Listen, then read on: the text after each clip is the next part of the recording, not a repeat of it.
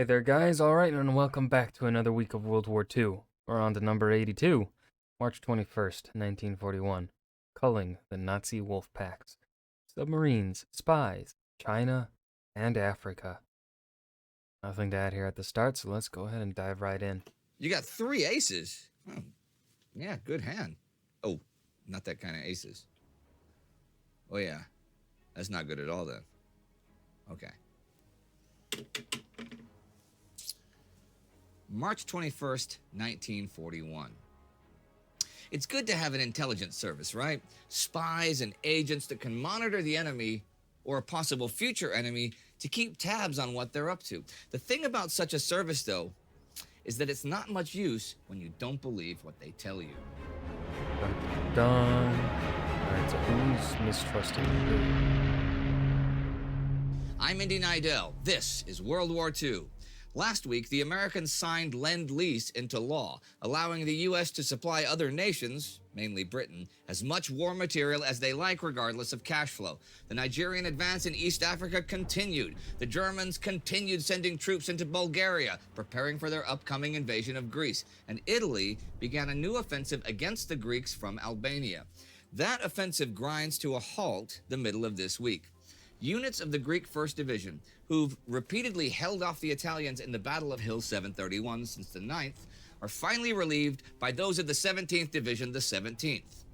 On the 19th, the Italians do try again and manage to take a piece of Hill 731, but the Greek counterattack takes it back. Attacks and shelling will continue until the 24th, when Mussolini calls off the offensive. The Italians overall take some 12,000 casualties, killed and wounded, for absolutely no gain. Jesus. The Greeks under half that, and the Battle of Hill 731 has been referred to by some as the Verdun of the Greco-Italian War, as I said last week. This because of not only the staunch defense, but also the vicious close-quarters fighting that was its hallmark, and the terraforming that the endless shelling did to the land, much as you see if you go to the Verdun region of France. The battle, while certainly a morale boost for Greece and great for national pride, also has the downside that it leaves those who fought it exhausted and dangerously short on artillery shells and ammunition for the foreseeable future. Not only that, because of this battle, the Greeks are not able to beef up their forces elsewhere, forces that will likely soon have to face the Germans. They seem to be planning to attack from Bulgaria, but German high command really wants to use the Yugoslavian railways for the offensive.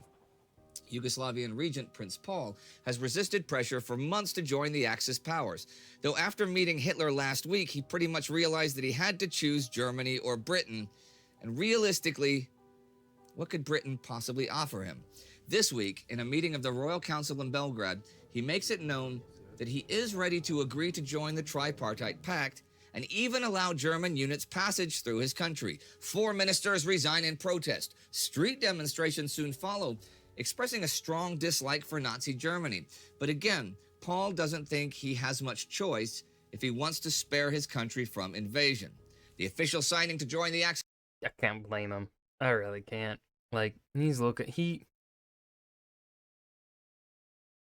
out for, partially also because he's looking out for himself, right?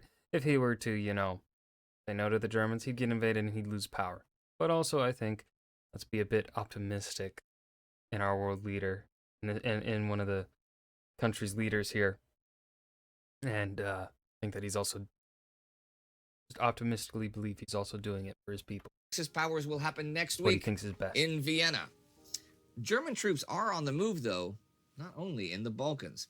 On the 17th to the north, Adolf Hitler moves armored units of Army Group South to Krakow.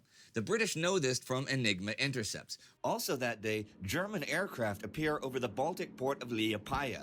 The Soviet naval commander there orders them fired upon, but Joseph Stalin has forbidden this, and the order is rescinded. And when a German reconnaissance plane makes a forced landing near the harbor, they rescue the pilot, they feed him dinner, refuel his plane, and send him on his merry way. Stalin does not want to give the Germans any provocation. Still, on March 20th, his ambassador in Washington, D.C., gets a series of messages of definite German intentions to attack the USSR. Of course, Stalin doesn't know when this will happen. Or does he? See, also on the 20th, the head of the GRU, Soviet intelligence, General Philip Golikov, turns in a report that accurately describes Hitler's planned three-pronged attack, the names of its commanders, and that the tentative kickoff date is May 20th. But in his conclusion, he writes, rumors and documents. God, I remember this happening with Ukraine. I remember everyone talking about the buildup of Russian troops on the Ukrainian border, and so many people being like, "No, it's not gonna happen. It won't happen." Or people like, and then they're like, "No, it's gonna happen on this day," and then it did happen on that day. uh, Documents that war against the USSR is inevitable this spring should be regarded as misinformation coming from the English or perhaps even the German intelligence service. In fact, Golikov's report even begins by saying that the British and American sources of intel have the goal of which at present is without a doubt to worsen relations between the USSR and Germany. He is wrong about a few things. There are also German troop movements in North Africa. Now, these have been taking place since mid-February to assemble a force under Erwin Rommel to safeguard Tripoli. I talked a few weeks ago about how the British and Commonwealth forces they might face there were disposed after being stripped to fortify Greece. That's now changed a bit. 3 motorized Indian cavalry regiments have arrived and are at Martuba, where they can theoretically defend both north and south, though they have no tanks or anti-tank weapons. The support group of the 2nd Armored Division is holding at Mersa Brega, while 5 infantry battalions of the 3rd Australian are to protect Benghazi and make ready to defend the Jebel. They have no artillery, recon, or signals intelligence with them. The rest of them are at Tobruk without sufficient vehicles to be mobile. Rommel, though, has been having vehicle issues himself. Most of Germany's vehicle production is earmarked for the invasion of the Soviet Union, but his force is still slowly building. By now, he's got the German 5th Light Motorized Division and an Italian Armored Division, with only half its tanks. With 4 Italian infantry divisions, he has some 50,000 men. The 5th Light has over 150 light and medium tanks. The medium one with the 50mm gun that packs a wallop, a few 88mm guns, an AA unit, and some motorized infantry armed with anti-tank weapons. For its size, it's a pretty formidable and, importantly, mobile force. His orders were simply to safeguard Tripoli. But by now, with his men in place from El Agheila till Marada, he's done that. So he plans to launch an offensive in May to retake Cyrenaica and then invade Egypt and take the Suez Canal. The current offensives in Africa, though, Allied ones, continue this week. On the 16th, a British force arriving by sea from Aden captures the port of Berbera. Then they advance inland and take Hargeisa the 20th. Oh shit. Further inland, the occupation of Jijiga by the forces that we've seen advance over 1,000 kilometers from the south is the end of the fighting in the flat bush terrain and the beginning of the hill warfare in the highlands. This means that the crucial effectiveness of the British armored cars will only be of limited use. The Nigerians search for some sort of flanking route around Marda Pass. There is nothing to be had, so they decide they'll attack the 23rd. However, they get news the morning of the 21st that the Italians are going to withdraw, and so they decide to attack at once. The following fighting up the pass is fierce for the rest of the day, but inconclusive. But when the Nigerians awaken the next morning, their enemy is gone, pulling back in the night. But though the Marda Pass has fallen, there are still further obstacles on the road to Harar. On the 20th, armored cars from Jijiga make contact with the forces that landed at Berbera. Further north, March 15th, is the first day of the final part of the Battle of Keren, which began and then reached stalemate over a month ago. The evening of the 14th, the RAF manages to blow up a train heading to reinforce Keren from Asmara, carrying 30,000 artillery shells in 40 trucks.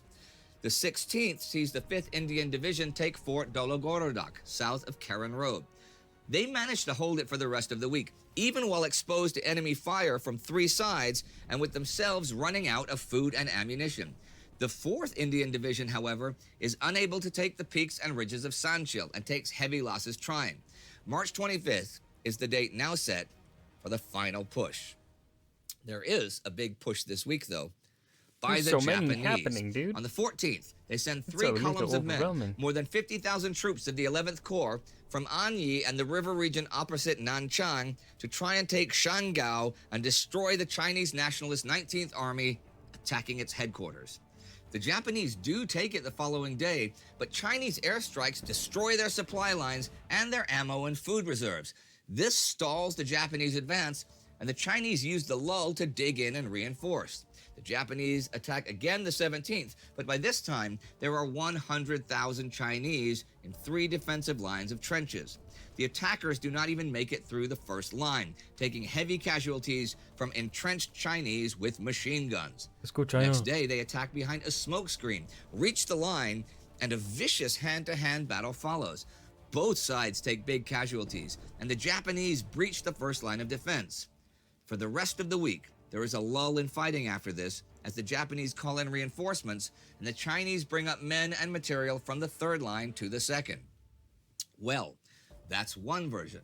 Dick Wilson writes, the Japanese sent 50,000 men out in 3 columns from Anyi and from the banks of the Gan River opposite Nanchang on March 15th. 4 days afterwards, the Chinese counterattacked with 8 divisions, and in the course of a 3-day battle, the Japanese retired. Meanwhile, the Japanese left wing had advanced along the Jin River, but was caught, along with other Japanese units, in a Chinese encirclement.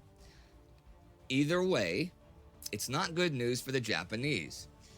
And the Germans get some bad news this week, too, from the high seas. On the 17th, Otto Kretschmer's U-99 and Joachim Schepke's U-100 are both sunk in battle with an Allied shipping convoy. Okay, Kretschmer scuttles his ship after it's been disabled, and though 3 of his men die, he and the rest of his crew are captured. As for Schepke, he is not so fortunate, as his U-boat is hit by depth charges, then rammed and sunk, with himself and 37 crew going down. 6 of his crew are rescued. He sunk 34 ships, possibly a few more, in his submarine career. And Kretschmer 47, and the loss of these 2 submarine aces, coming on the heels of Gunther Preen's death 2 weeks ago, is not just a big loss, but a major blow to morale. Those 3 were the 3 brightest stars among the German submarine aces. And with that, I will end the week. A week of fresh fighting in Albania and China, continued fighting in East Africa, preparations for fighting in North Africa, Bulgaria, and Poland. And Golikov telling Stalin that the stories of Germany planning to attack are just Anglo-American propaganda. Now, that is interesting coming from the chief of intelligence. But even Stalin admitted last month at the party conference that Golikov isn't super qualified for his job, being both naive and inexperienced. So why is he there? Well, several former chiefs have been shot or are currently imprisoned, so they may be running out of qualified candidates. And why is he saying that Germany won't attack? Well, he may believe it, but he may just be telling Stalin what Stalin wants to hear. The former chief, Ivan Proskurov, didn't do that. Just before the Winter War against Finland, he wrote a blistering report about the army's unreadiness for combat. And already last June, he warned Stalin that Hitler will prepare to attack the USSR after France falls. But that conflicted with Stalin's belief that Hitler will honor the non-aggression pact they have. So Proskurov... Stalin, but Hitler didn't honor any the Czech agreements, the Munich conference or whatever the fuck it was. What makes you think he would honor yours? was fired and replaced by Golikov. Jumping into the future, on April 4th, Stalin will order Proskurov's arrest. Jumping further into the future, he will be shot in October. Maybe Golikov does know what he's doing. If you'd like to see our Between Two Wars episode... And that was week 82 of World War II, March 21st, 1941. Culling the Nazi Wolfpacks, submarine spies, China and Africa. Now, this episode wasn't quite my cup of tea. It was very much just a lot of stuff happening, and it was a tad bit overwhelming. It's kind of hard to follow. There also really isn't all that, like, seeing, right, the movement of stuff is pretty interesting. That's also kind of boring when it's really all you see. So, still decent, still loving this series. I hope you guys enjoyed. Remember to hit that like button and subscribe for more. I'll see you guys in the video. Peace.